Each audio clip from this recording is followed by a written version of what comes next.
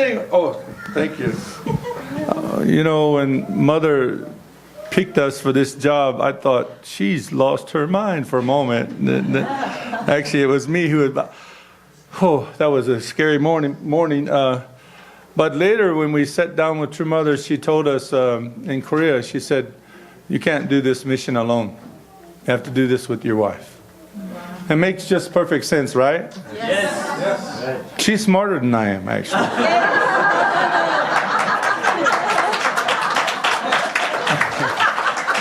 You notice how quickly she agreed with that? So, if you wonder where I get all my wits, I check in with her regular. So, she keeps me on track for sure. But also, I experience wherever I take my wife, wherever we go, it doesn't matter. I'm ministering to people and so forth. My wife is constantly ministering to somebody, the sisters or brothers or whoever it is that she sees over there in the corner or on the side or something. She just straight to them, doesn't leave anybody out. And I did a little survey the other day about what kind of preacher I was.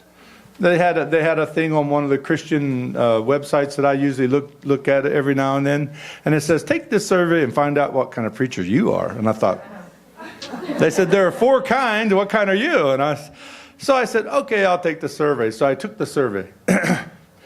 And I found out that my preaching style is, and I'm just telling you what the survey said, okay? I'm not trying to say anything different here. They said my preaching style was visionary preaching style. So I was like, ooh, that sounds good. But then at the bottom of it, they said, what's wrong with it? And they said the problem with a visionary is like he's always painting the picture of something far away, but he doesn't tell you how to get there. And it said, so you have to, if you're going to be a visionary, you have to give them a path. You have to make a map, a road map. And it says, so you kind of remember all these things. And it started giving me point by point by point by point the things that I need to remember not to forget to tell you. Every one of those points my wife is really good at.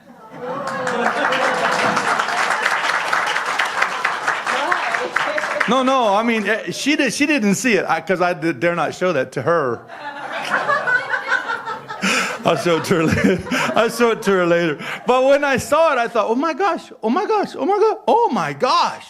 like that. My wife is exactly like that. I see way out there, she sees right here. Boom, boom, boom, boom, boom, boom, boom. You're not going to stumble as long as she's with you. It's amazing, right? So then I immediately after I thought about that, I always try to see how we might reflect true parents, hopefully. And then I remembered about Mother and Father. And Father, he used to paint that picture of the kingdom of God, right? What heaven's going to be like. I remember Father telling the stories like, if I told you what heaven was really like, you'd want to go there now, right? You just want to die and go there. I can't do that, So Father was always telling us about that place we're going, the place we're trying to strive for. And then Mother would be sitting in the Hundoke area or wherever it was, whether it be at East Garden or wherever. Mother would always be sitting there just... And that's what we got, right? It would be a really huge mistake to assume that the lady who was quietly sitting next to attending our True Father wasn't like that other side that I have too, right? Because when we went to Korea and I remember Wanju was talking about Mother when it's one banquet we were having with all the men and women of the UPF and ACLC and stuff. It was where all these ministers from Africa like really got it. I mean, like they got it. Right? That banquet. It was incredible, by the way. And I was there. I was like, wow, I pinched myself. Is this for real? Happening. She was saying before that banquet, Mother was checking every single detail of every single thing to the point to where she was going into the bathroom and making sure that there was enough toilet paper in every stall.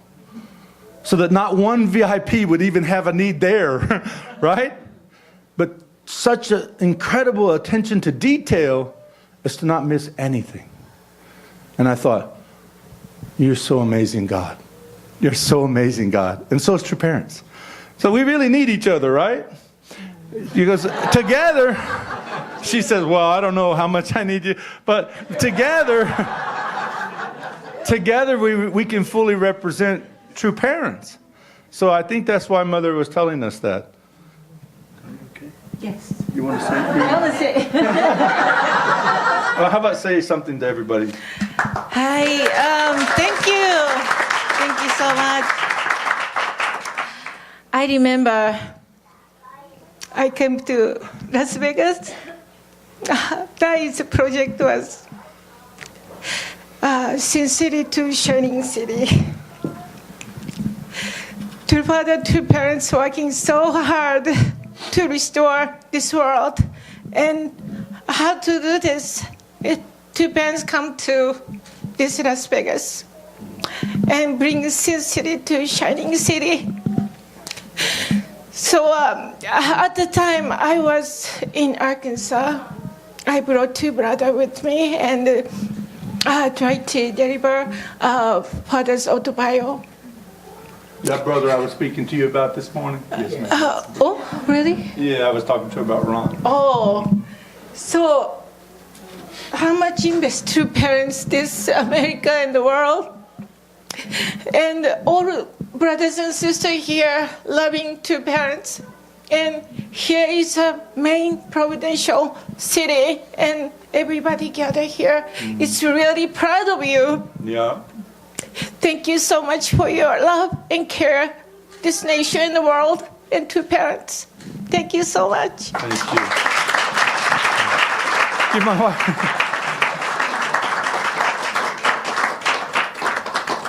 Anytime I want people to feel the heart of God, I just ask my wife to pray, and you're that's it. You're done.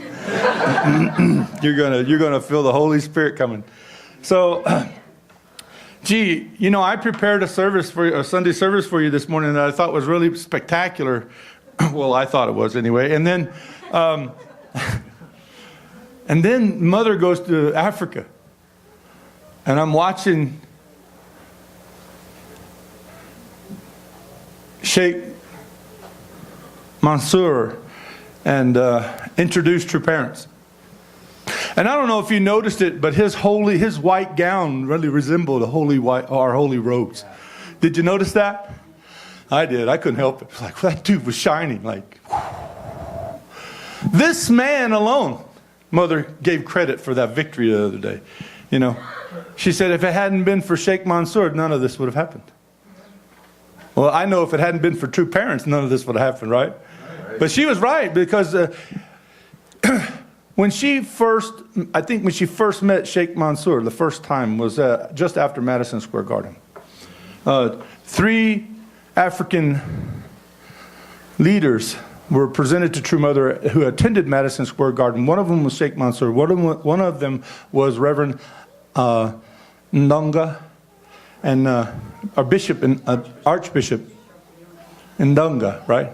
I'm still having difficulty figuring out exactly how to pronounce it. I believe it's Ndonga. But that man has got the Holy Ghost all around him. Whew! And he's amazing. And then there was another Christian pastor who's, I can't remember his name exactly. I'm sure some of you in the room know him. These 3 came to East Garden. And I'll never forget, someone was introducing them. It may have been Dr. Kim. I'm not sure who it was that was doing the actual introductions. But they said, Mother, we have these 3 special guests to Mother. That's the way they were in the waterfall room. And we have these 3 special guests, and Mother stopped them right there. These are not guests. These are my family. These are our family. Amen. And I'm going to tell you what happened at the room. I wasn't there, but I guarantee you I know what happened. All 3 of those men looking straight ahead went, Lady just called me her family. And then what I learned from Mother, watching how she attended these 3 leaders of Africa, she treated them like royalty from day one. Never failed. And this is the love that we used to have, brothers and sisters. When I joined the church, I'm going to tell you what kind of man I was. I was no dang good. You heard me. You weren't either, by the way. But I was no good, okay? You have to understand, I was no good. But I was treated with so much love. My spiritual mother, a little Korean lady, lives in New York. I don't know if y'all know her. Her name is Mi Young Owens, Ken Owens' wife. Is my spiritual mom. That little ball of fire was amazing. And then I'll never forget one day the Korean leaders came and they prepared a meal. She prepared a special meal for all these Korean guys that I didn't know anything about. Because I was like 4 days in the unification movement, right? So these guys come in and sit down, and she's prepared what she said was like a super special meal for them. The soup alone was kimchi soup with 5, listen to me now, 5 jalapenos chopped up in it. That's not kimchi soup, that's like on fire soup, okay? Like soup on like atomic bomb soup or something. And so she comes to me with this bowl of soup. And she says, this is special. And so, now you got to eat it, right? Because it's special. And she said, this is so special. It's only served for the Korean leaders. And they're like, close to God. And we're, so this, it's just from the table of God. God must want stomach problems or something. But even though that soup was like killing me, okay, I felt she loved me so much. Everywhere I went, I was feeling the love of God like I've never felt it before through someone. Not through some spiritual hocus pocus. Yeah, that's good too. Don't get me wrong. I like that. But I was feeling God's love through someone who loved me for what I couldn't understand why they loved. She didn't know me. She didn't know the real me, certainly. But she loved me so much. I'll never forget the second night I stayed in the church center, the night I found enough courage to say, okay, I'll stay, right? I was the second night into that, and I got up because I wanted a drink of water. It was 2 a.m. I'm not kidding, 2 o'clock in the morning, and I walked into the main room, and I was getting some water in the kitchen, and I walked into the main room, and I heard over in this room where behind these doors were shut, and I heard this sound, like this. And it was like she was like a crazy person. And this is what it sounded like to me. Ah, John Jackson, ah, John Jackson, ah. Y'all laughing. I started crying right on the spot. Because I didn't know what she was saying, but I knew this woman was crying out to God for me. And I just said, that just messed me up so bad.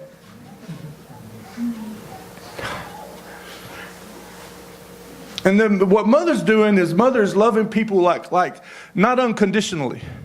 Mother's loving people with like an atomic bomb. She's loving people so much so that you cannot help but respond to that kind of love. Principle? That is the principle in action.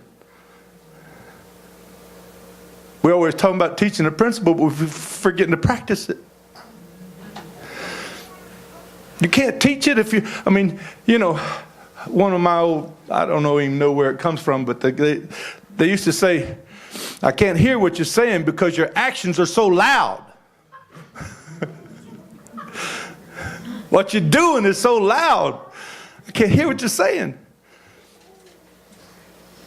So, that's why I'm here. I'm here because someone loved me so much that in spite of my struggles or my lack of understanding, I remained because someone was loving me so much I couldn't leave. Since when you've been in a place like that? That's what witnessing is really all about, in my mind anyway. So, could I see the first slide? So when we were in New York, in New York and then in Korea, Mother said this to us. She talked about a time when the church was filled with the Spirit of God and the truth was being spoken for 16 hours a day by crippled men. And the Spirit was so strong that people would get caught up in it to the point where they would lose track of time and couldn't go home. Since when have you been enjoying church so much that you lost track of time and the curfew came and you couldn't go home? She said, we need to bring that spirit back to our movement. Amen. Amen? Amen. And we need to keep teaching the truth. It ought to be on our lips all the time. And so this is the first thing Mother said. That's it. Sermon over. Unfortunately, that's not true, actually. Sermon isn't over. I want to tell you, I can't take credit for this. I mean, True Parents is the one that should get credit for it because Father is the one who wrote it. Right? This is from the Divine Principle. But while we were in Korea the last time, Kevin Thompson quoted something from us, or for us, from the Divine Principle that I thought was pretty profound. Let me read it for you. It says, when the mind of John the Baptist was focused on God, he recognized Jesus as the Messiah and testified to him. Later, when the inspiration left him and he returned to his mundane state, his ignorance returned and exacerbated his faithlessness. That's a word right there. Right on page 128. So when he was focused on God, he recognized the Lord, the Messiah. He testified to him. But later, when he went home, or later when he went back to what he was doing right before he met the Lord. Now remember, when you meet the Lord, the time you meet the Lord and the time that 5 seconds after you've met him and you've recognized him and you've testified to him, you are in another era in your life. All that came before then was something else. But what happens from that point is a New Testament. Do you understand what I'm saying? Okay, so I don't care what John the Baptist went back to. It doesn't matter. He could have went back to cooking cookies. He could have went back to baptizing in the Jordan River. None of that mattered then. All that mattered was what he was doing after he made this testimony to the Lord.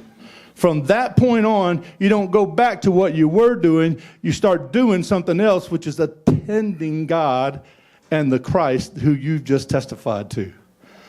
Are y'all with me? Yeah.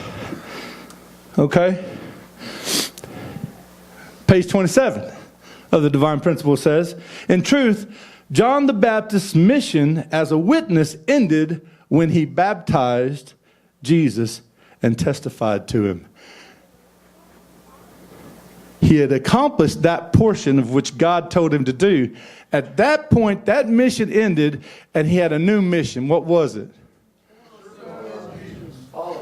Follow. Come and follow me. Did John do that?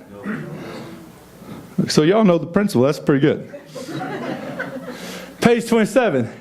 In this light, after John the Baptist bore witness to Jesus, he more than anyone should have served Jesus with ardent devotion as a disciple for the how long? The rest of his life. That rest of his life stuff. That's the deal right there. And did John do that? No. What happened to John? He lost his life, right? Did you know what John did was exactly the same thing the person he came in the spirit of did too? Did you know what got Elijah in trouble? A woman named Jezebel, who was the king's bride, he was talking bad about. She deserved it, but that wasn't his mission. Just because you're right about something doesn't mean that's what you're supposed to be doing all the time. Y'all follow me?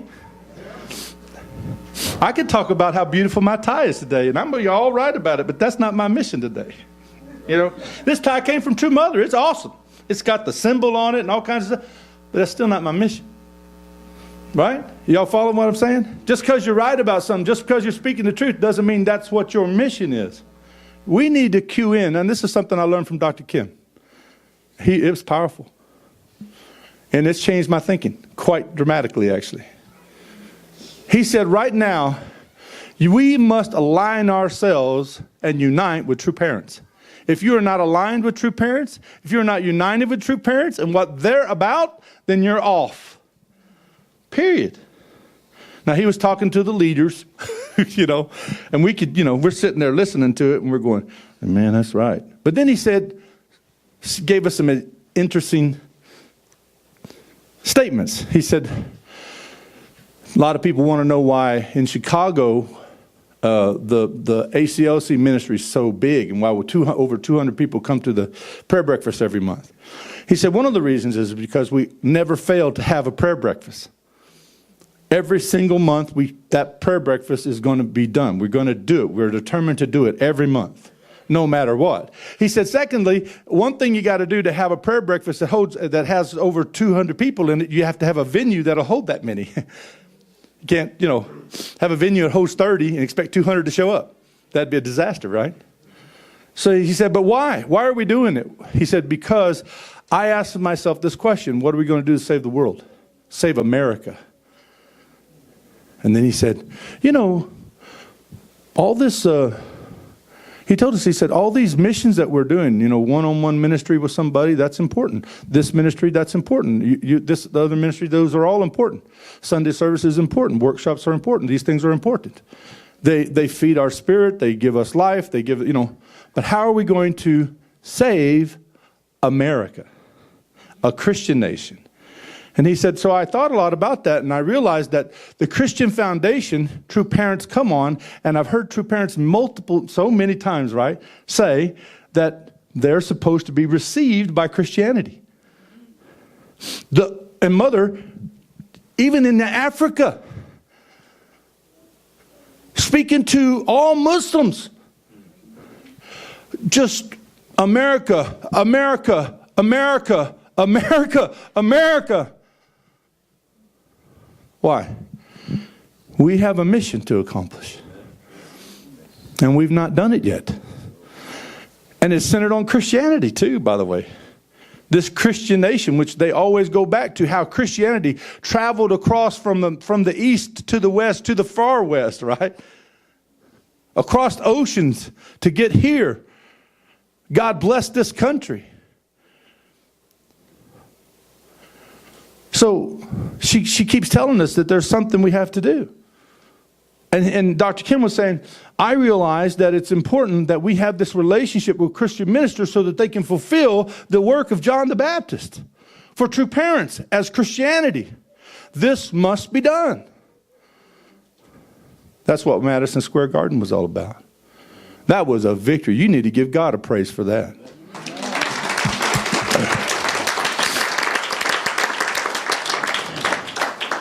So another thing Mother said to us, and so are y'all clear on this? The why part? Why? Because if the Christian leaders of America, those who represent and have influence over hundreds, thousands upon thousands of people, millions, right? If they will start to testify because they're focused on God, not focused on their mundane life, but focused on God. They get in a place where the Holy Spirit tells them, and they get that revealing comes, and they get the Spirit of God who just sets them on fire, and then they testify to God, and then they don't go back to a mundane life, but they come home and they can't sit still. You understand? That's supposed to happen.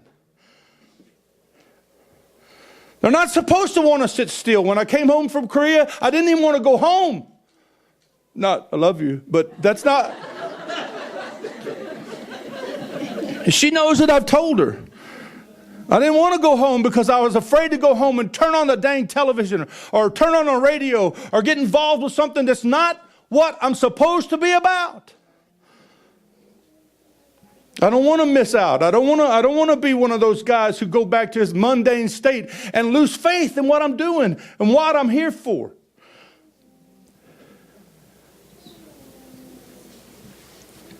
Mother said something to me I've never heard before. She didn't say it to me, she said it to all of us. She said, I believe in you. I trust you. And you can do it. Have no fear. Don't be afraid. If you'll just unite with me, miracles will take place all around you. I listen to that, and in the unifications, they hear that miracle line, and they go, what about indemnity? Aren't you tired of indemnity? I'm not, don't get me wrong. I believe if you take responsibilities for something and you don't do it, indemnities come in your way whether you like it or not. You know, it's going to be exacted. You don't want exacted indemnity because it's always greater. You want to set the foundation. You want to make the conditions. That's what indemnity is a joyful thing from God, from true fathers, from God and true parents' point of view. If you do it right, you're making conditions that help you forward, right? But I'm talking about this. If you unite with true parents, and you really unite with true parents, right? I'm talking about miraculous stuff will happen just because you're uniting, not just in word, but in deed, right? This is also what Mother told us. She said, now is not the time for faith only. You must attend God and true parents. I don't know if you can really trust it. You can honestly say, I believe and not attend anyway. Now, don't get me wrong when I say attendance, because some of y'all are going, well, y'all might think differently about attendance. My idea of attendance is a little different than what you might have heard in the past. My idea of attendance doesn't mean you got to do what I do. Because, by the way, you can't do what I do. Why? Because you're not me. I'm going to do my thing different than anybody else because I'm unique, and you know it. She's laughing because she knows. I'm not like you. You're not like me. Don't try to be me. That's okay. I'm not going to try to be you. You don't have to do my thing. But what you should do is everything you do should be done with the heart of attendance to God and true parents. I don't care what garbage can you're cleaning out. You should do it with the heart of attendance. All right? Somebody's going to take out the garbage in heaven, and if that be me, fine. I'm going to do it the best I can. Right? It doesn't matter. I sat down at East Garden one time with True Father, and I was so blessed. Father was sitting at the end of the table. Mother was sitting next to him. There was some true children on the side. There was myself, Dr. Young, and Philip Shanker. Philip Shanker and I were sitting like this close. I mean, I'm sitting there, and I can see Father's ear hair. I'm so close to him, okay? I mean, I've never, the reason, you got to understand, oh man, y'all don't understand what I'm saying unless you really get it. True Father is a human being, okay? But we're standing there, we're sitting at the table, and Father's eating, and then there's 150 or more people in East Garden. They're all filled up in the room where two parents are, the dining room with the waterfall. They're all in the room across the hall. They're all down the hall, all come from UTS, and we're all just huddled around two parents. And then Father's speaking in Korean, and they're getting the mic up to close to Father like this, and he's like, I'm trying to eat, you know. You know, they want to hear, right? And then Father just looks over at Philip and I, and he starts to speak in English. Now, if you've ever been in Father's presence when he starts to speak English, I don't know why it is this way. I just know that it is. What happens is Father's volume goes down. And it's almost like Father's whispering. It happened every time I heard Father speak English, he would start, unless he was standing up at and if he was giving a speech, it was different. But like if he was on the stage and he had a translator, and Father would start speaking English, he'd be doing Korean like this, and then he'd go, hey, real soft. So he was doing that. He was talking to me and Philip for almost what seemed like forever. It seemed like it was an hour or so, just in English, and it was just a whisper. Nobody could hear Father but he and I. Talking about a blessing, right? I felt guilty about that for a long time. But you know what Father talked about? His potato. Wait a minute, it was deep, okay? You probably didn't know you could talk about a potato pretty deep, but Father talked about a potato pretty deep. He poked his potato and he said, how are you supposed to eat this? And we're like, how do you eat a potato? And then he started talking about the heart of it all. And he said, this potato gives its life for you. The least you could do is be grateful for it, right? And you should say thank you to the potato. And you should be thanking God for the potato. You should be thanking the cook for the potato. You should be thanking the grower, the farmer for everything. But then at the end of the day, you look at the potato and you say, thank you for dying for me so that I might live. And then he said, what about the rest of the food? What about the food you don't eat? Shouldn't you apologize? And then at least recognize it and say, thank you for laying down your life for me, even though I'm not eating.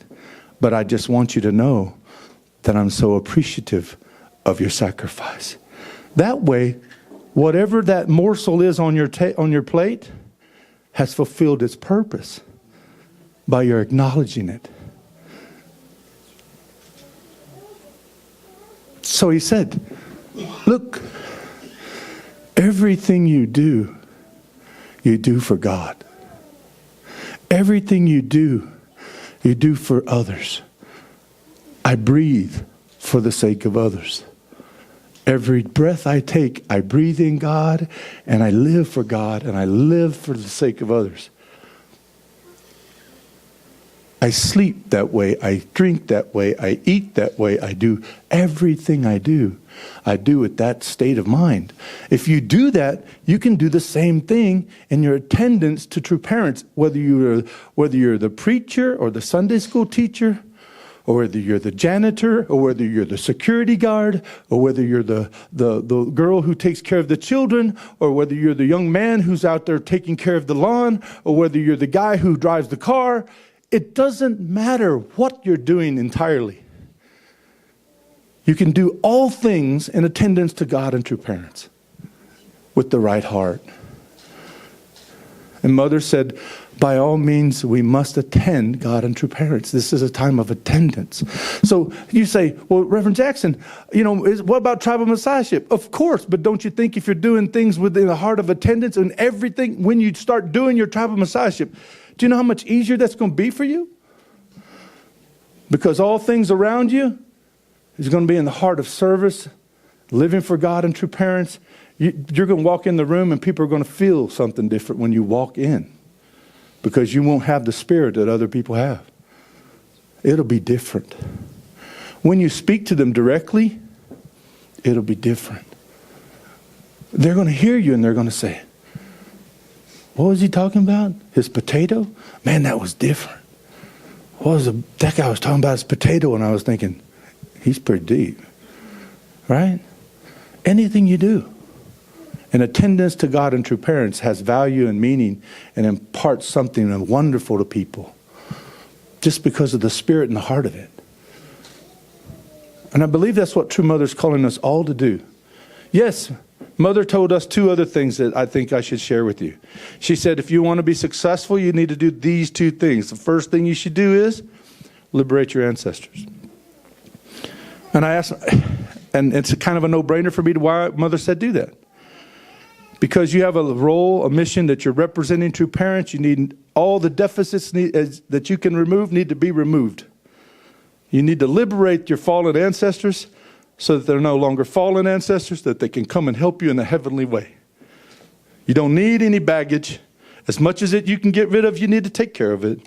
They deserve it anyway. You can, and only you can do it.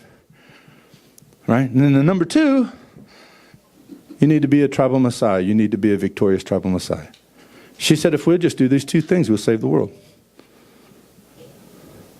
Now, you think Mother gave me that word, that word just for me? Just for the leader? I don't think so. So this is probably something we should all focus on. I looked at my wife when I came home and I said, Mama, we need to liberate our ancestors. We should get on that. And she said, I'm taking care of mine. Okay. I love you too, sweetheart. So funny, Ned. That's exactly what she said to me, though. It's good because she lets me know, hey, you have a responsibility too. Okay, so I want to, before I go, I'm done. I'm really done. Before I go, I want to say a couple things. Number 1, I have to give total honor and glory to God and true parents.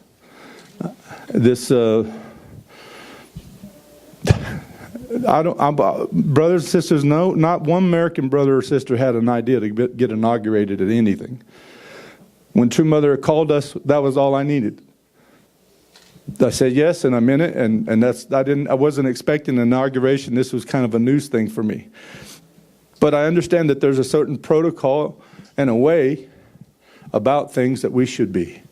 So I really totally appreciate it. I don't feel worthy to receive such a blessing, but obviously True Parents see something in me that I need to step up and rise up to. I would do my best to do so with my wife by my side. And I'm totally grateful and honored to True Parents. And this gentleman here, our president, is a man of great depth and heart, and so is his wife. And I will serve you to the best of my ability. And this community, oh, by the way, I want to tell you something else. This brother, Reverend Kendu, is my dear friend. And I mean that sincerely. I've watched him labor under leader after leader and served them completely for years with a devotion that most of you, if you were serving you'd feel like you're royalty. It's really easy to look at your leader and have all kinds of attitudes. Most leaders don't feel as if they're very much, if anybody knows, or they don't know if people understand how much they do. But they don't want to complain because that's not what, they're supposed to do. So they just serve and hope someone's paying attention. Well, I always have paid attention. And I appreciate you so much.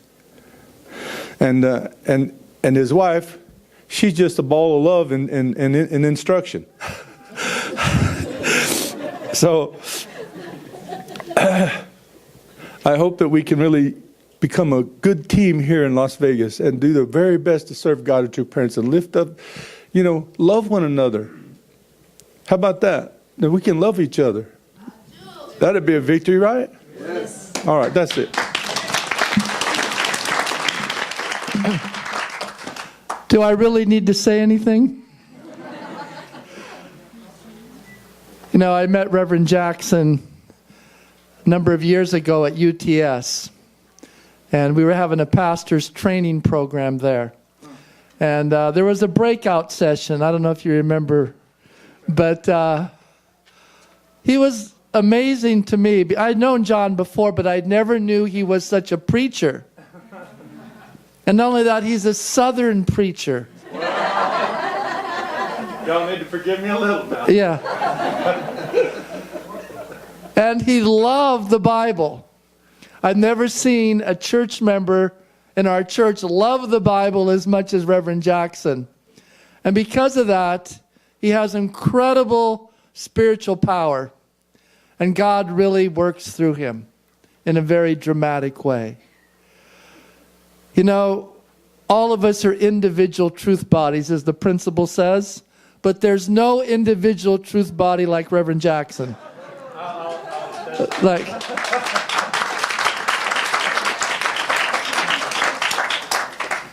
Anyway, I really want to congratulate him. I don't think I need to say too much about him, because what you heard this morning from Reverend Jackson is what you get. This is who he is.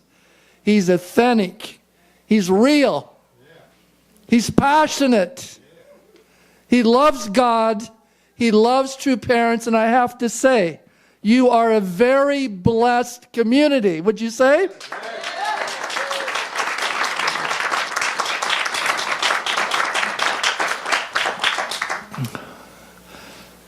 Everything I can say about John Jackson, it would take a whole book. But I have to say one thing. He's a person of heart and a person of character. And because of that heart, he touches you wherever he goes.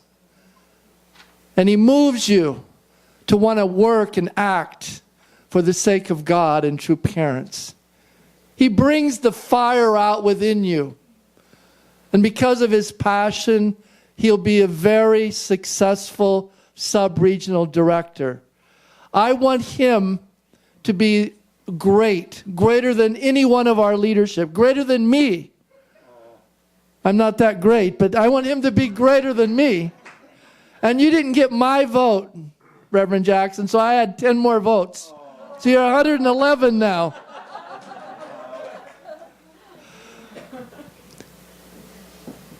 Anyway, brothers and sisters, you know, True Mother made this dramatic change in America. You know, Dr. Kim and I and some of our staff, we prepared for 2 days thinking what we thought Mother was going to do. Because we had already heard that she was going to shrink down the districts, or she already did in Korea, then she was going to do it in Japan. So we had 14 districts, and then we thought, well, she's going to break it down to 10. And then we brought all these maps to her and everything, and kind of divided up the country. This was like 10 o'clock at night. And Dr. Kim went in the room with Mother, and he came out, and there were 5 districts.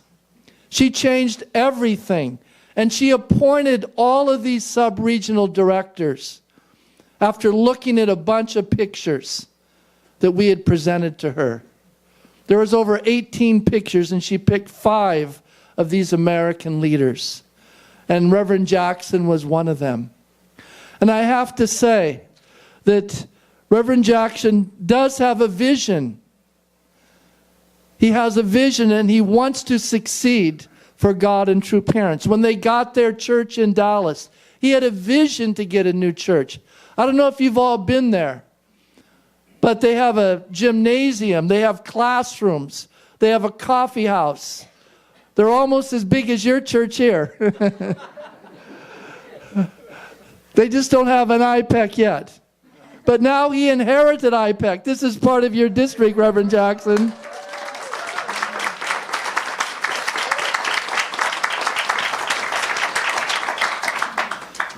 Also, he's working as a team with his wife. That's one point that True Mother shared with us. She said you should do ministry as a couple.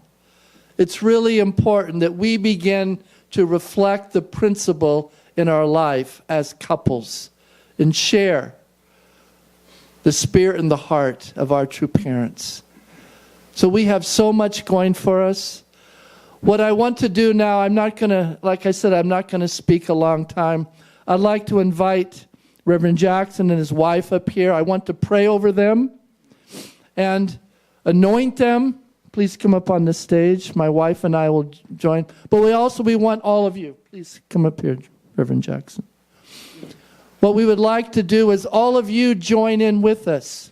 So I want everyone to come forward, and we'll all put hands on each other in this whole room. And we're all going to lay our hands together on Reverend Jackson. Whoops. I feel comfortable this way. Okay, all right. That's better. All of you link up here.